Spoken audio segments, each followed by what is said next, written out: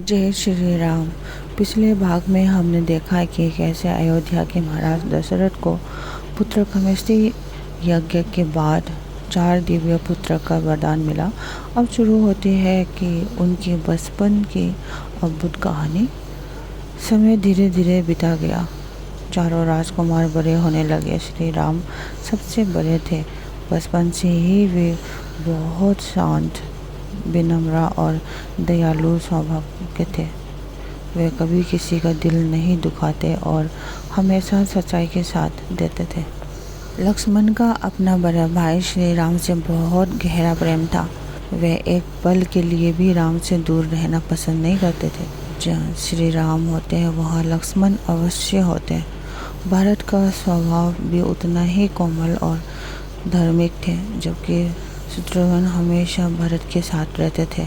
चारों भाइयों का प्रेम देखकर पूरी अयोध्या खुशी से भर जाती थी।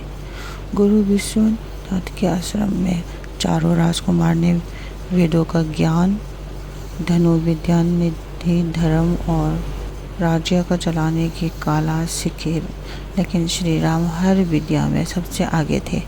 उनके लिए शक्ति कभी अहंकार का कारण नहीं बनी। विनम्रता की उनकी सबसे बड़ी पहचान थी। एक दिन अयोध्या के राज दरबार में एक महान तपस्वी आई। ये थे महर्षि विश्वामित्र। उनके तेज को देखकर राजा दशरथ स्वयं उनका स्वागत करने के लिए खड़े हो गए।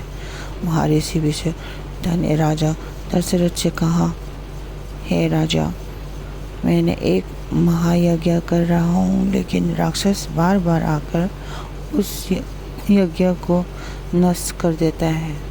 मुझे आपके पुत्र श्री राम और लक्ष्मण की आवश्यकता है।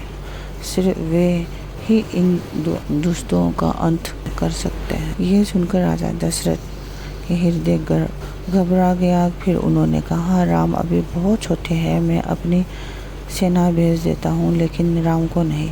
तब गुरु विश्वनाथ ने राजा दशरथ को समझाया कि राजा विश्वामित्र कोई साधारण ऋषि नहीं है। उनके साथ जाकर श्री राम का जीवन की एक नई अध्याय में प्रवेश करेगा।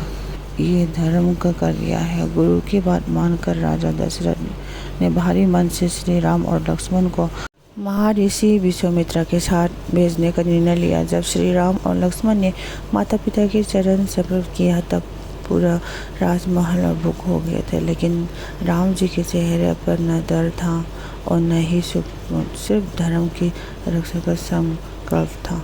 इसी यात्रा के दौरान श्री राम पहली बार राक्षसों के सामने करेंगे और दुनिया उनकी वीरता का पहला अद्भुत रूप देखेंगे। अगले भाग में देखने के कैसे तारा का वध किया और महर्षि विश्वामित्र के यज्ञ की रक्षा की।